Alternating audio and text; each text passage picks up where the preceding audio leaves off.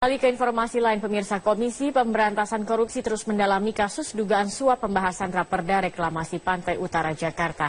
Dalam pendalaman ini jumlah tersangka kemungkinan akan bertambah. Dalam 3 pekan terakhir, KPK terus memanggil berbagai saksi, mulai dari pihak eksekutif, legislatif maupun swasta. Salah satu saksi yang sering diperiksa KPK adalah Ketua Balegda DPRD DKI Jakarta, Muhammad Taufik, yang merupakan kakak kandung Ketua Komisi DPRD DKI Muhammad Sanusi yang menjadi tersangka dalam kasus ini. Taufik tercatat telah menjalani pemeriksaan sebagai saksi sebanyak 5 kali dalam kasus dugaan suap reklamasi Pantai Utara Jakarta. Menurut pelaksana harian Kepala Biro Humas KPK, Yuyu Andriati, saat ini KPK tengah mengintensifkan pemeriksaan untuk kasus ini dan tidak menutup kemungkinan akan ada tersangka baru yang akan ditetapkan.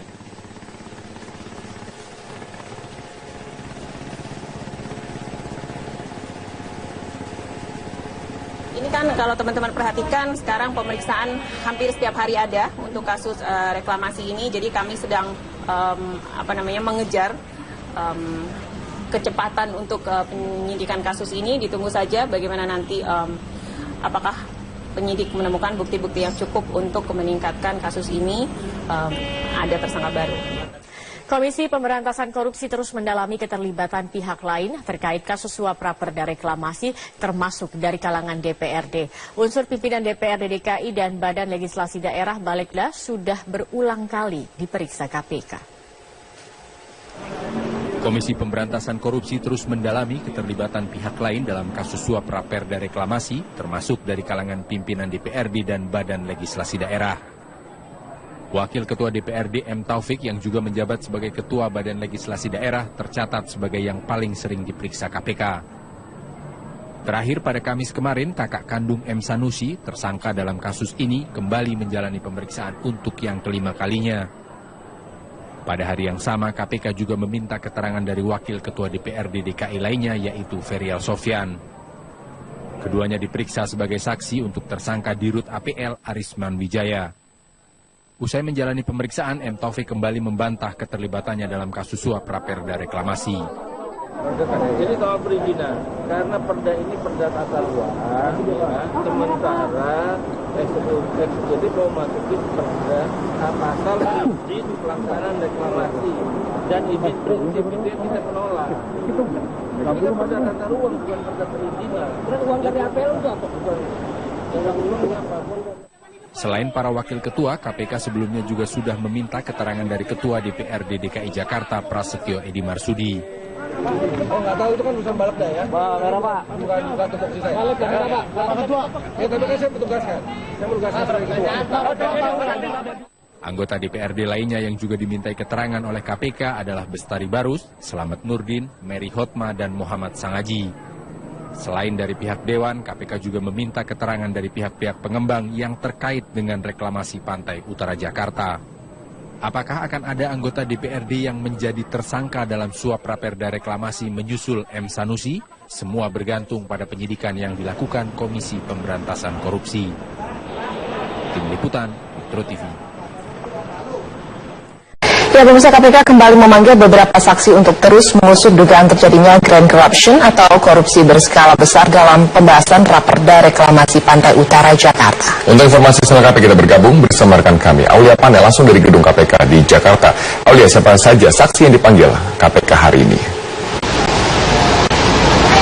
Ya, Robert, hari ini KPK memanggil 2 pihak legislatif, yakni Wakil Ketua DPRD DKI Jakarta M. Taufik dan juga Ferial Sofyan, serta KPK juga hari ini memanggil Kepala Badan Pengelola Keuangan dan Aset Negara Provinsi DKI Jakarta Heru Budi Hartono. Ketiganya ini diperiksa sebagai saksi terkait dengan dugaan suap pembahasan 2 Raperda mengenai reklamasi di Pantai Utara Jakarta untuk tersangka Arisman Wijaya.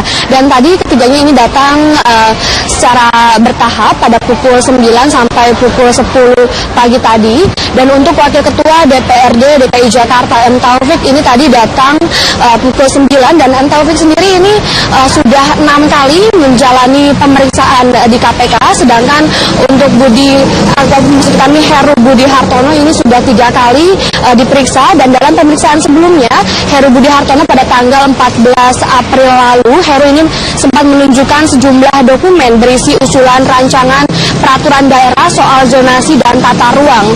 Karena memang kepala BPAKD ini sempat mengikuti raperda di Balik, namun memang tidak banyak mengikuti terkait dengan soal reklamasi ini. Dan Robert, memang sebelumnya yang masih menjadi perdebatan ini terkait dengan nilai kontribusi untuk pengembang. Sebelumnya Gubernur DKI Jakarta Basuki Cahayapurnama ini menetapkan pengembang Pulau Reklamasi Teluk Jakarta ini harus memberikan kontribusi tambahan sebesar 15% dari keuntungan, dan diduga pengembang ini merasa keberatan dan mereka ingin kontribusi tambahan ini turun menjadi 5%. Dan kemudian hal inilah atau ini pun yang muncul kasus dugaan suap anggota DPRD yang mengubah besaran kontribusi pada aturan tata ruang strategis yang juga melibatkan tersangka M. Sanusi. Robert.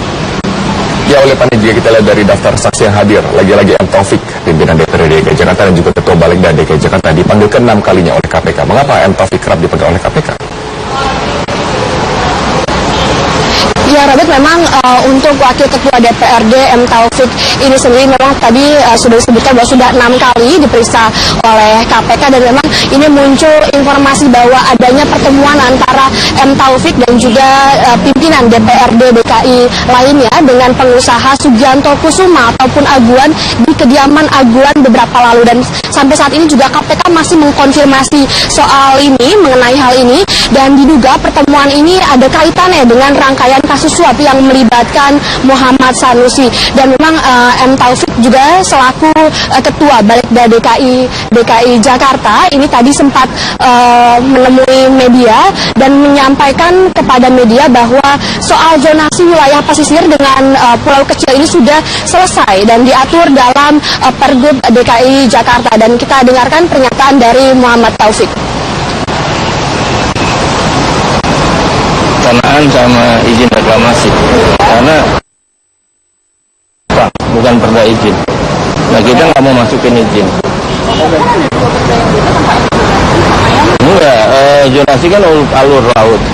Kalau ini kan soal izin, terutama ya izin itu kan udah keluar, jadi kita nggak mau masukin di situ dong.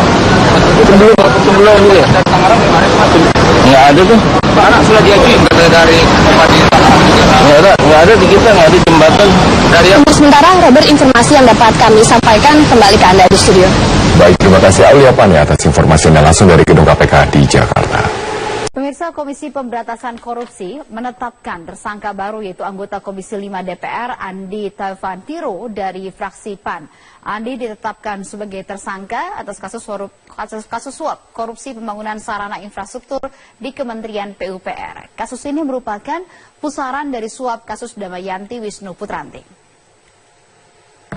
Oke, cukup ya. Terima kasih. Assalamualaikum. Pelaksana Harian Kabiro Humas KPK Yuyu Andriati menjelaskan penetapan korupsi penerimaan hadiah atau janji kepada anggota DPR. Dan Andi diduga menerima suap terkait dengan proyek pembangunan Jalan Maluku di bawah Kementerian PUPR. Andi diduga menerima suap dari Direktur PT Windu Tunggal Utama Abdul Khoir selaku pelaksana proyek pembangunan jalan di Maluku dan juga Maluku Utara. Abdul Khoir sebelumnya telah ditetapkan sebagai tersangka pemberi suap dalam kasus yang sama. Selain Andi Taufantiro, KPK juga telah menetapkan tersangka yaitu 2 anggota Komisi 5 DPR. Mereka adalah Damayanti Wisnu Putranti dan Budi Supriyanto.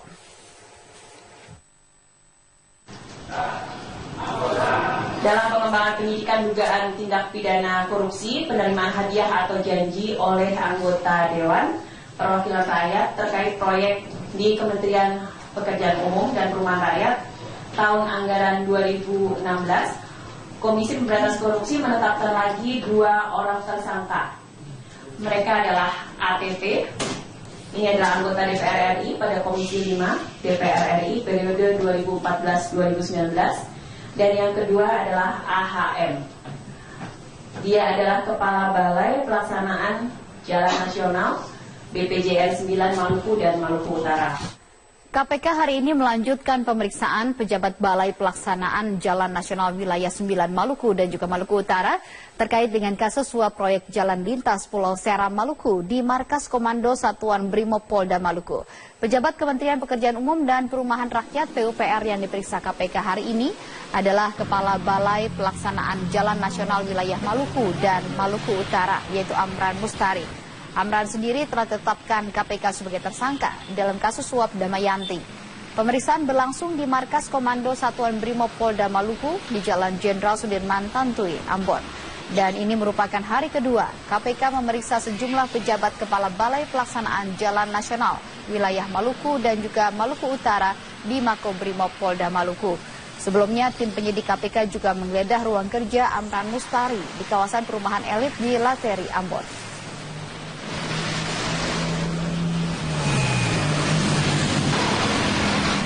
Pemirsa, kasus suap dari Damayanti Wisnu Putranti menyeret tersangka baru yang merupakan anggota Komisi 5 DPR RI dan juga pejabat di Kementerian Pekerjaan Umum dan Perumahan Rakyat. Kini jumlah tersangka kasus suap proyek jalan di Ambon, Maluku ini menjadi 7 orang.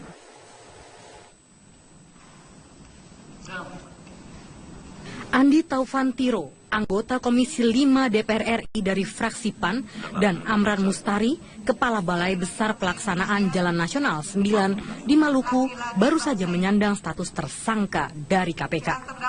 KPK telah menetapkan 5 orang sebagai tersangka, yaitu Damayanti Wisnu Putranti, anggota Komisi 5 DPR RI dari fraksi PDI Perjuangan, Budi Supriyanto, anggota Komisi 5 DPR RI fraksi Golkar, Julia Prasetyarini dan Desi A. Edwin selaku kurir suap, dan Abdul Khoir, Direktur Utama PT Windu Tunggal Utama.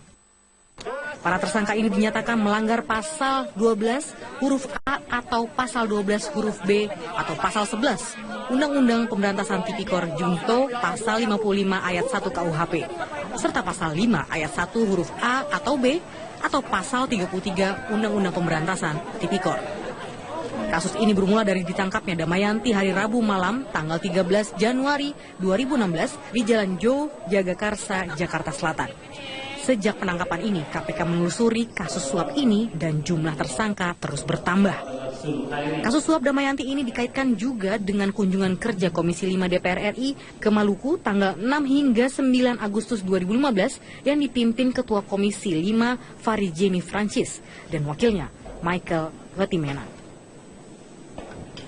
Selanjutnya, Komisi 5 mengusulkan 24 proyek senilai 1,4 triliun rupiah dari plot dana aspirasi APBN 2016 ke Kementerian Pekerjaan Umum dan Perumahan Rakyat atau PUPR agar dialokasikan di Maluku. Damayanti sendiri belakangan mengajukan diri sebagai justice kolaborator yang bersedia mengungkap siapa saja yang terlibat dalam kasus ini. Informasinya, banyak di antara anggota Komisi 5 yang menerima aliran dana suap yang jumlahnya mencapai 4 hingga 15 miliar rupiah. Tim Liputan, Metro TV. Pemirsa, 2 rekan dari Damayanti Wisnu Putranti yaitu Julia dan Desi bersaksi untuk terdakwa Abdul Khoir di Pengadilan Tipikor Jakarta Pusat. Julia dan Desi mengaku mendapatkan jatah dari dana aspirasi yang dimiliki oleh Damayanti. Dan dalam persidangan, Desi menyebutkan ia dan rekannya Julia Prasetyarini menerima jatah masing-masing 1% dari dana aspirasi yang dimiliki oleh Damayanti dengan nilai total 41 miliar rupiah. Desi dan Julia masing-masing mendapatkan 41.150 dolar Singapura atau sekitar 400 juta rupiah. Desi juga menyebut ia berkali-kali bertemu dengan terdakwa Abdul Khoir bersama dengan Damayanti dan juga Amran Mustari, Kepala BPJN Wilayah 9 yang meliputi Maluku dan juga Maluku Utara, untuk kemudian membahas proyek jalan yang akan digarap oleh terdakwa Abdul Khoir. 4 saksi lain yang hadir yakni Oktoveri selaku PNS di BPJN Maluku, M. Iqbal, Carlos dan juga Mukhtar Heri. JPU juga menjadwalkan untuk menghadirkan anggota Komisi 5 yaitu Musa Zainuddin, namun Musa tidak hadir. si Damayanti berapa jumlahnya? Benar yang mulia ya, saya mikir dulu kemarin tuh apa ya? Kemarin pembicaraan itu berkisar, yang saya dengar yang mulia itu membicarakan masalah 6%, tapi kemudian Damayanti sempat bertanya bagaimana dengan anak-anak ini. Akhirnya disepakati oleh Pak Amran untuk Abdul Khair membayar Damayanti sebanyak 8%. 8% dari 41 miliar. Iya.